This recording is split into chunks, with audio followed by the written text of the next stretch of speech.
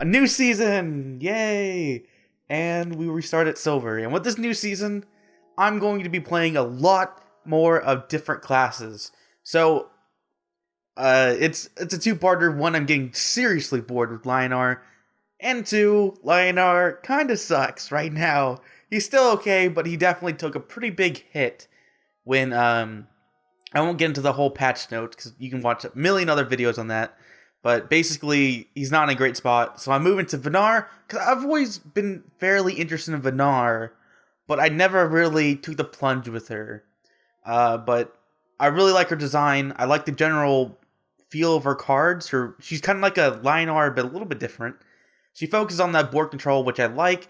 I'm definitely not going to be using any infiltrate cards or anything like that, though. They're way too easy to play around. Instead, I'm going to be using cards like Razorback, cards like Jax, if I can ever afford the legendary version. And just trying to climb the ladder with this. And also, I'm going to be playing Shanghai, which I'll discuss in another video why I'm going to do that. But here we are, Vanar. So I got a pretty good hand right here. Got the, I think it's called something Alchemist. It's pretty useful in this meta, I feel. It can ping off a ton of units right now. Like that 2-1 Blast, any 3-1 like Alekin Lore Masters, I think they're called. Lots of Sanghais are using that.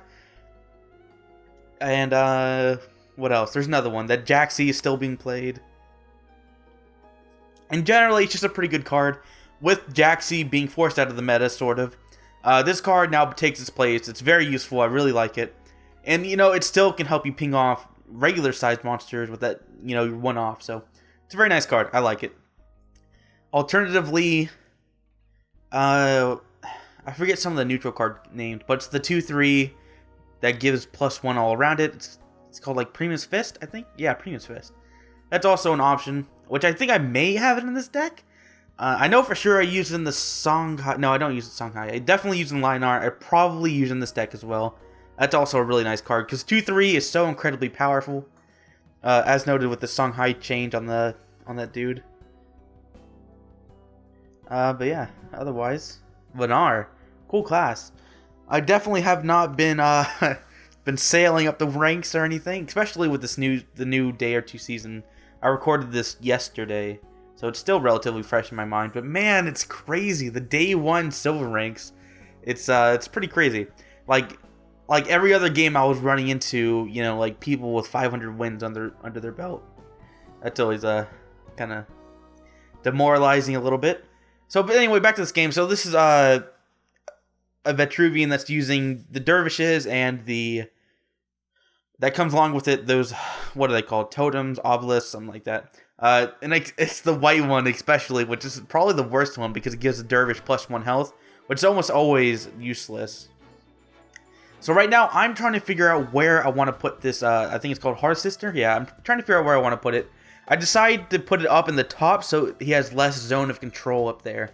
Right now, if he has it right next to him, he can just play around that entire middle sector of the map, but on the bottom side. By putting it up to the top, I would have to force him to move up, which he is not going to do. He doesn't want to move towards me, because definitely in a general duel, or, you know, zone of controls, Vanar's zone of control is much more powerful than Vitruvian's is.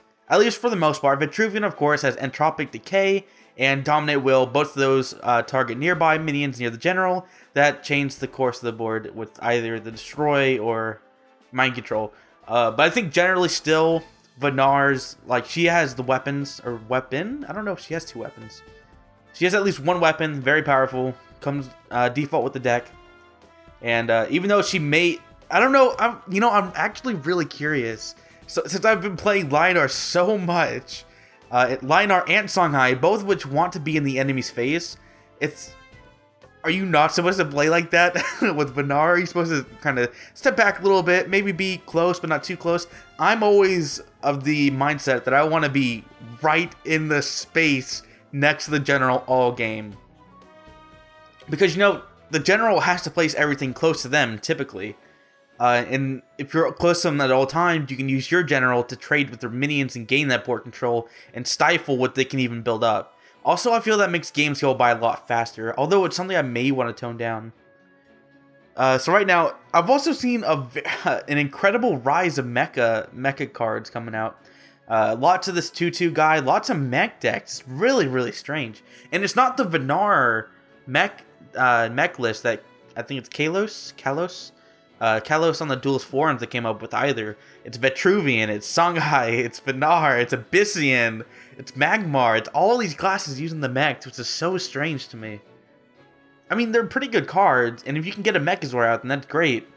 But you can't go too overboard, and it seems like most people are. So yeah, there's the Primus Fist. I definitely have it in this deck. Excuse me. This deck.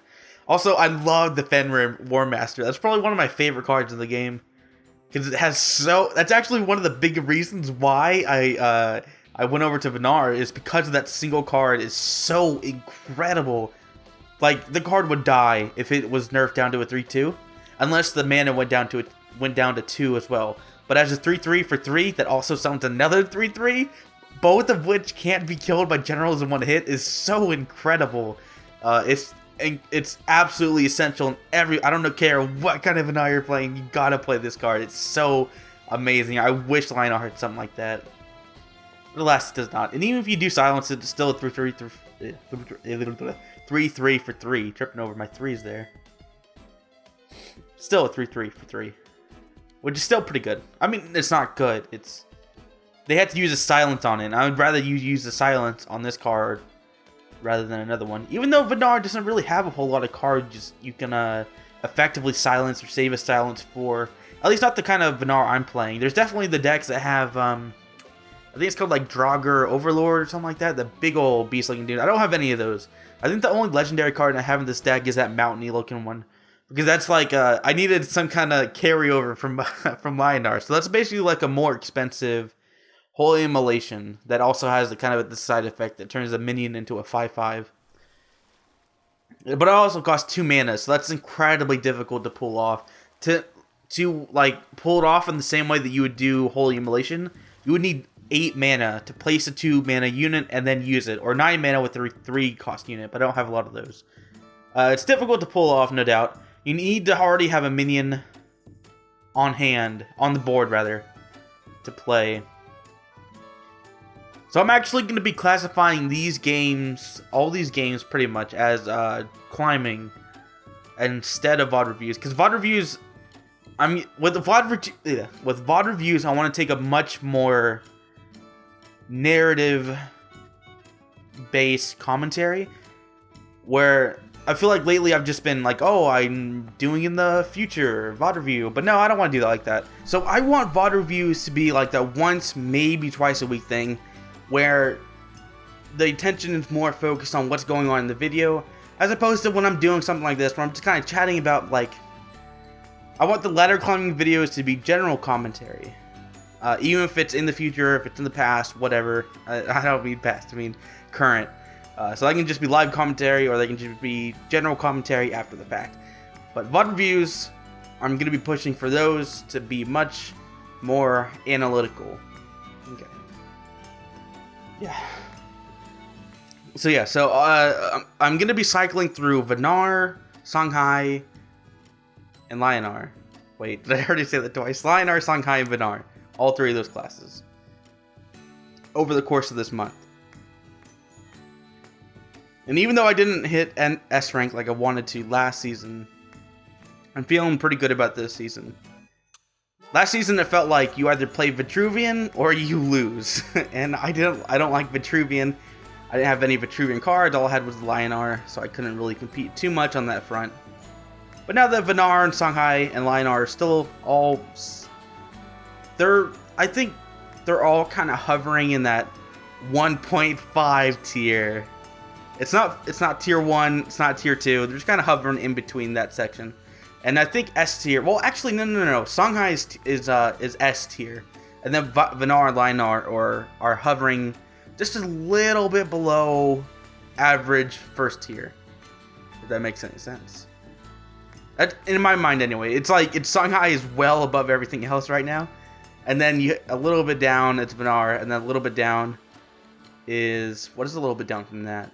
Lionheart, Magmar, and then you go a little bit down from that, Vitruvian. Did I miss anything? I feel like I missed something, but anyway. But yes, it's Songhai at the very top. Oh yeah, it's Abyssian. Abyssian is in there somewhere. I'm actually not sure where Abyssian stands right now. It seems like Abyssian is tier 1, like a solid tier 1 deck, but not S tier, and definitely not tier 2. Yeah, okay, that's fine.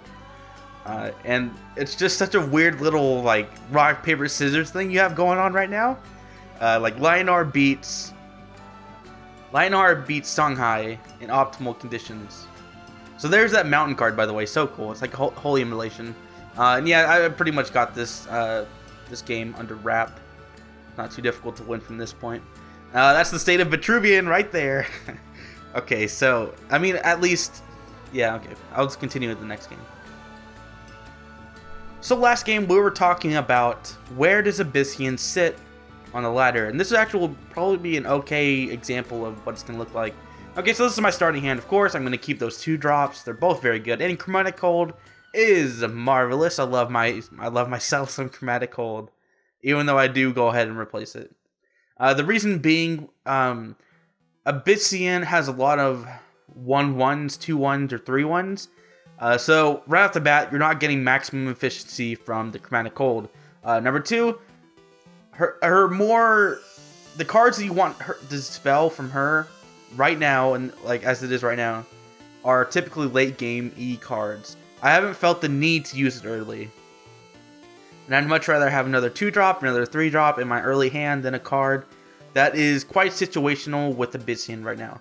So there you go, there's another guy using the Alchemic, whatever it's called.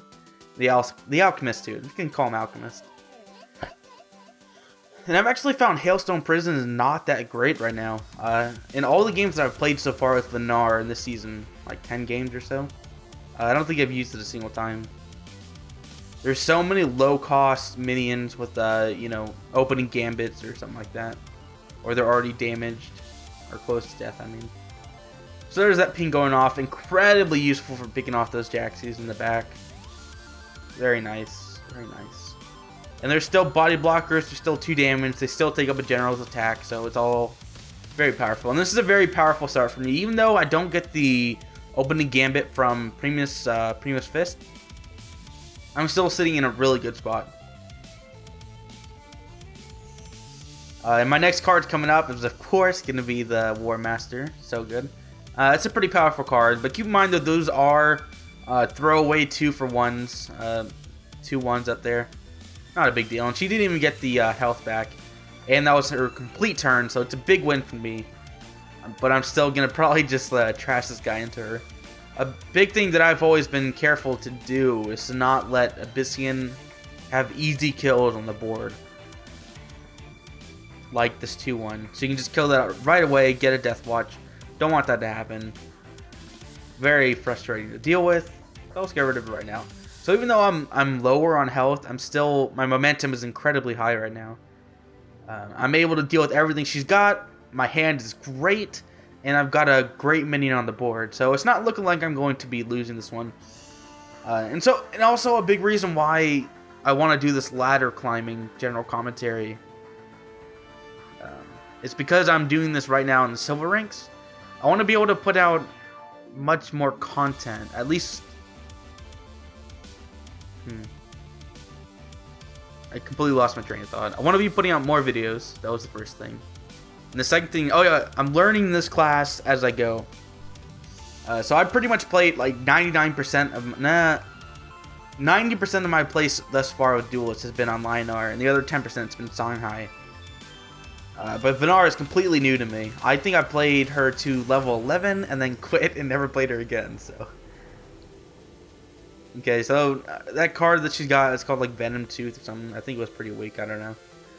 I completely forget what it does. Doesn't matter. Still got a really great hand right now. Oh, yeah, I think I messed this up.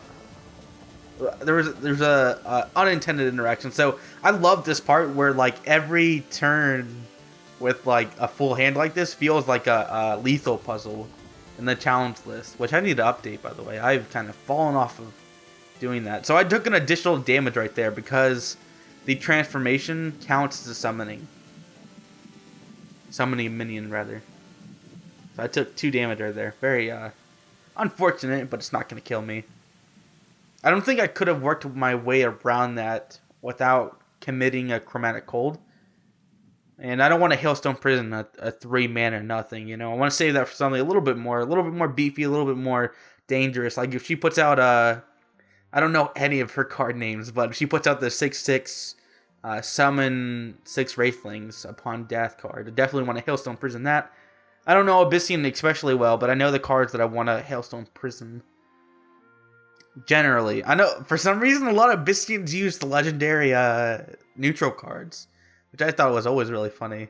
Like I've seen out of every class, Abyssian probably has the most variance in terms of what they play. It's really difficult to plan against them, at least in these lower ranks. I'm sure in the higher ranks it's like, you know, Death Watch combo, kill everything. It's so annoying to play against. So yeah, I've got a complete board control right now. She can't really do much. Even that weapon, which is pretty good, is not going to be doing a whole lot for her. Definitely don't want to use the Hailstone Prison on that Primus Fist. Not only can she combo off of it, but it is very cheap and not that big of a deal to keep on the board. Excuse me.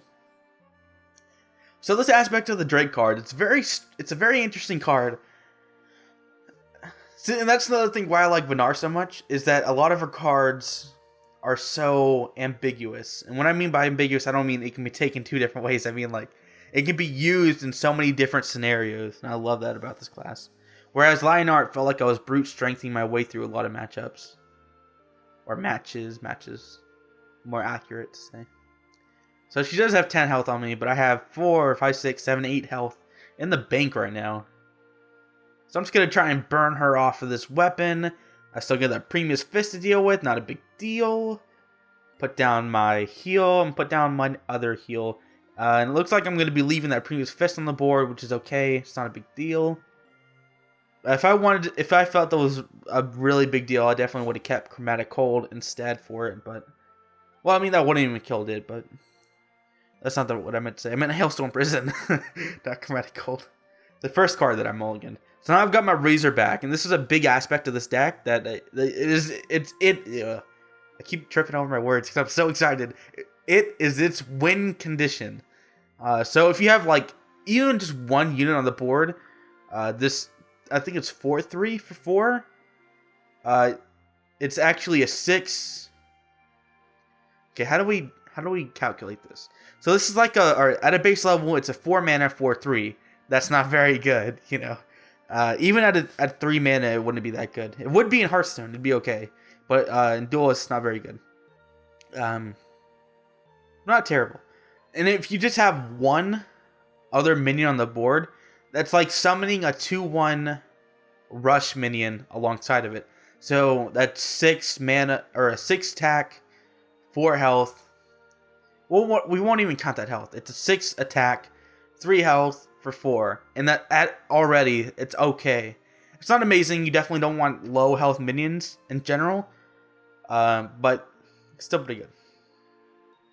And it looks like she's kind of just grasping at straws here with that card. The card of which I hate, but I dislike any kind of those kind of cards that burst you from hand. Very frustrating to play against.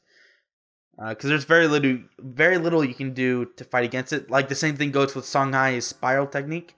And that card does almost as much damage as that with the full hand, which is not uncommon to have. You draw at least 2 cards every turn, generally.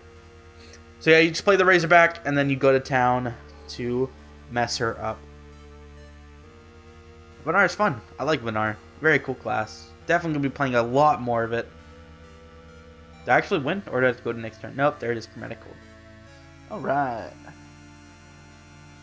Yo! We're into our 3rd Vanar match of the season. Having lots of fun. I really enjoy Vanar, like I said last time. So we're going to just keep the Chromatic Cold. I'd rather have one Chromatic Cold. I'd rather have the one Chromatic Cold in the hand than the 2-drop minions in the bush, as it were. Even if it's not something I can really reliably play in general, having one just in case I don't pick up any 2-drops is it's the long-term safety. Just long-term safety in general, rather. And I've already got a pretty good hand right now. I've got the Hailstone Prison, Chromatic Cold, and the 2-1 ping monster Saberspine Tiger. I've always been confused about these openings that Saberspine Tigered up. Like, whenever I played Songhai, I'd always save my Saberspine Tigers for late game. I think it's much more effective as a mid to late game finisher of either the general or minion, not necessarily a card you use early just to get a bit of tempo. I don't think it's worth it for that. But if it's its only move, then there's not a whole lot you can do. So I go ahead and just play my 2-1 ping because I need to get some cards on the board.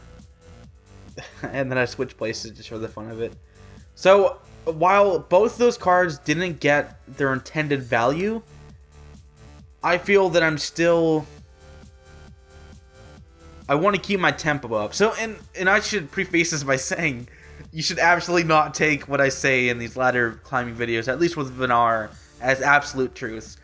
Which is specifically why I'm categorizing these as ladders, as explained in what I imagine will be the first video before this. It's just, I want to be more of, I'm explaining my thoughts, my thought processes. I want to keep my tempo up. It can absolutely totally be wrong. At least with, like, Lionar, or Songhai at least. Or it should be, I should rather say Songhai or Lionar at least. I was much more practiced on those classes, so I knew if something was a good idea or not. With this class, I'm just playing it by ear, man. I'm playing it turn by turn. And as a note, that what was it called? I forget what that 6 mana cost minion there on the action bar is called. But that's going to be very important for playing against Songhais and Abyssians. Since they're so spell heavy, I want that card for the late game to try and at least slow them down. Or just as generally, as a 6-drop card, it's pretty good. The added effect is pretty good as well. And I already had it from the Lionar deck that I used. So again, I go ahead and use that aspect of the Drake, so I can survive this and keep my board tempo up. And I didn't really have too many other options. And also, I get to take that Mana Crystal. So even though I do lose, I lose that card. Even though, you know, that's probably, it doesn't matter. The card is not that great, generally. So if I can get that much worth off of a Mana Crystal and having my 1 minion survive, then it's totally worth it. And I also didn't really have any other plays to go off of. I think if I had 5 mana instead, I may have used the Dancing Blade and then thrown the Heart Sister into the 3-1. That way I have a Dancing Blade and then I didn't take the 3 damage. As it is, I took the 3 damage and I have a 4-1. So not as good. And when you're up against Songhai, you absolutely want to keep your health above 16, I would say. Above 16 health. Because if he gets a backstab, the backstab with Mask of Shadows is 8 damage, and then what's it called? I'm blanking on what that spell's called, but the 8 damage spell, so it's 16. So right now I'm technically in kill range for him, but it's relatively unlikely, and that's from hand, by the way. That 16 damage is from hand, assuming he's within he can get to your back. So right now, he's just trying to get me down as low as possible so that he can eventually kill me in 1 turn. So this is a great opportunity for my Hailstone Prison. Yay! Which is a huge surprise that he would even play a card like that. Songhai in general. I guess it was like something experimental. I'm almost absolutely certain that Dagger Kiri has been experimented with among the Lionar decks, among the Songhai decks. And I don't think anyone's ever come up with something that works well. If anything, I think it would be on... You know what? Actually, no, it could work on both. Because from hand, it has 2 attacks. So you can inner focus that. And then killing edge. That's 4, 6. That's 12 damage. So it's almost like a Lantern Fox, actually.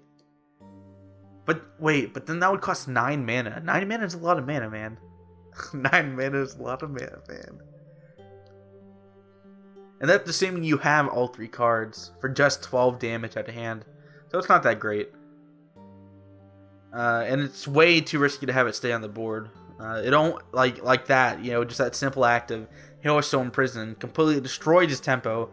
So that's the thing with Hailstorm Prison. It feels like it's either completely useless or even detrimental, or it completely turns the tide of this of the engagement. Since it only costs 2 mana, that's so absurdly low, and you summon it back to his hand or even destroy it. It's just so I love it, and it's actually one of the most frustrating cards to play against as the Lionar, which is another big reason why I moved from Lionar. I feel like I'm shit talking an X or something. Like I keep bringing Lionar up and why I moved from it, but it just feels like if you don't get yes, he has very powerful cards, probably more so than the value of each card is probably higher on Lionar than any other class, except maybe Magmar kind of. But Lionar is definitely one of the single best. But it feels like every class has so many ways to deal with his cards, and it's just incredibly frustrating to play as, because it's okay, I'd rather the cards take a bit of a hit stat line wise, so it'd be more viable in general. It feels like, yes, you can stomp the Silver League with it, but once you get into the Gold League, it's everybody has a way of dealing with every one of your cards, and that's just not fun to play as. So there we go. I just got immense board control and then Razorback finish.